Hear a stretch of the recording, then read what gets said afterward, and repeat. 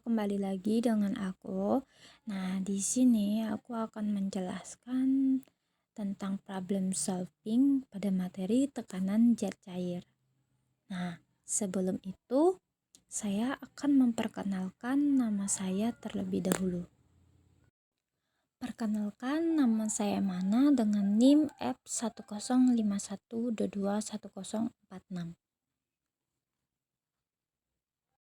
Nah, setelah perkenalan, kita akan lanjut ke slide berikutnya, yaitu apa itu problem solving. Nah, jadi problem solving menurut Heller adalah sebuah pendekatan pembelajaran yang berfokus pada kerja kelompok untuk menyelesaikan masalah secara kolaboratif. Model ini dirancang untuk mengembangkan keterampilan berpikir kritis, analitis, dan komunikasi antar siswa. Halaman mengembangkan model ini untuk memfasilitasi pemecahan masalah dalam konteks pendidikan dan matematika, di mana siswa diajak untuk bekerja secara sistematis dalam memahami dan memecahkan masalah kompleks. Nah, selanjutnya itu ada langkah-langkah menurut Heller. Langkah-langkah menurut Heller, pemecahan masalah menurut Heller terdapat 5 langkah sebagai berikut. Yang pertama, menuliskan deskripsi masalah. Yang kedua, membuat representasi visual. Yang ketiga, merencanakan penyelesaian masalah. Yang keempat, menyelesaikan masalah. Dan yang kelima, memeriksa dan merefleksikan solusi. Nah, selanjutnya kita masuk ke contoh soal problem solving. Sebuah tangki air berisi air setinggi 12 meter. Di dasar tangki terdapat sebuah benda kecil. Berapakah tekanan air yang bekerja pada benda di dasar tangki tersebut?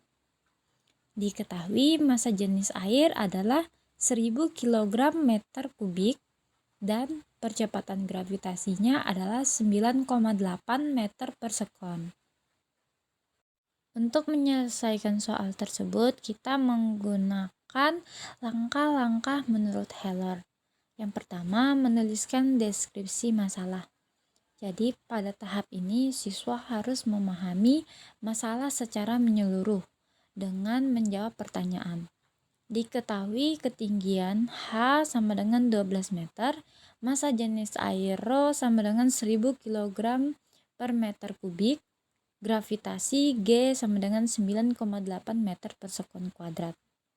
Ditanya, tekanan di dasar tangki atau tekanan hidrostatis pada benda di dasar tangki P. Tujuannya menghitung tekanan hidrostatis pada benda di dasar tangki. Langkah yang kedua, membuat representasi visual. Pada tahap ini, siswa menggambarkan atau membuat diagram untuk memvisualisasikan masalah. Ini bisa berupa sketsa, grafik, atau model matematika yang membantu memetakan elemen-elemen masalah. Jadi di sini sudah ada tampilan gambar tangki air dengan ketinggian 12 meter dan benda di dasar air. Untuk langkah yang ketiga yaitu merencanakan penyelesaian masalah. Pada langkah ini, siswa memilih strategi atau rumus yang relevan berdasarkan pemahaman mereka tentang masalah. Mereka merencanakan cara untuk menyelesaikan masalah dengan menyusun langkah-langkah sistematis. Jadi yang pertama kita akan memasukkan rumus tekanan hidrostatis yang dimana P sama dengan Rho kali G kali H. Yang dimaksud P sama dengan tekanan hidrostatis, Rho sama dengan massa jenis zat cair dengan satuan kilogram per meter kubik, G percepatan gravitasi dengan satuan meter per sekon kuadrat, H kedalaman zat cair dengan satuan meter. Selanjutnya tahap 4 yaitu menyelesaikan masalah, yang dimana siswa menerapkan rencana mereka dengan menyusun langkah-langkah perhitungan atau eksperimen. Pada tahap ini mereka melakukan observasi matematika atau fisika yang diperlukan untuk mendapatkan solusi. Selanjutnya kita akan masukkan nilai-nilai yang diketahui ke dalam rumus. P sama dengan 1000 dikali 9,8 dikali 12 sama dengan 117.600 Pascal. Jadi tekanan hidrostatis pada benda di dasar tangki adalah 117.600 Pascal.